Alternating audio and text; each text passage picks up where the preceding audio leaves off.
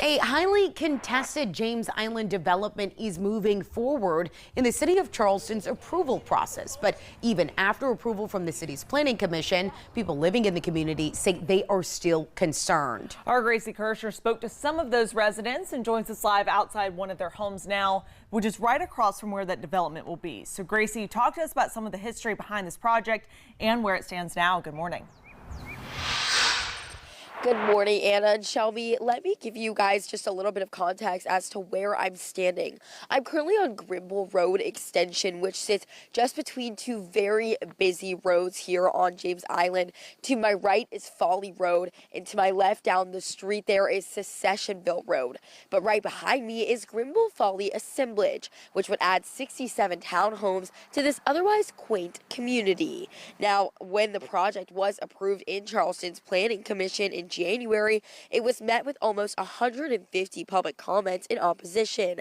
But the concern here isn't just the new growth and development, it's the already existing infrastructure problems in the area.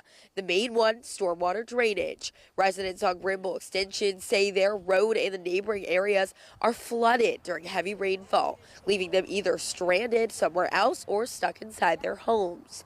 They also say adding this many people to an already heavily trafficked area will impact their traffic and harm their daily commutes. Another concern, the plan is set to remove 109 trees that sit adjacent to wetlands. There are also no sidewalks or bike ped options for the area's constantly growing population. For Matt Ruby and his wife Eileen, who have called this very street home since 2012, they know this development is inevitable. But what they don't want is for it to become detrimental. And they say the key to solving that is communication with the city and the developers themselves. If they worked with the communities, I think that in things like those issues were actually taken seriously, and like, bam, they're out here doing ditches, they're fixing the culvert. I think people would have a lot more trust in that what they say actually means something. But at this point, you know, there's not much of that. And the flooding absolutely is, I mean, at times this driveway just becomes a river.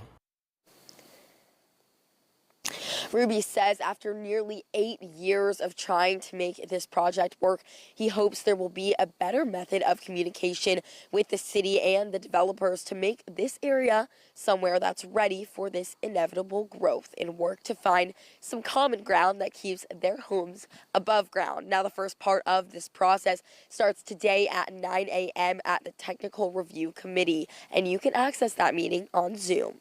Reporting live on James Island, I'm Gracie Kirschner, Live 5 News.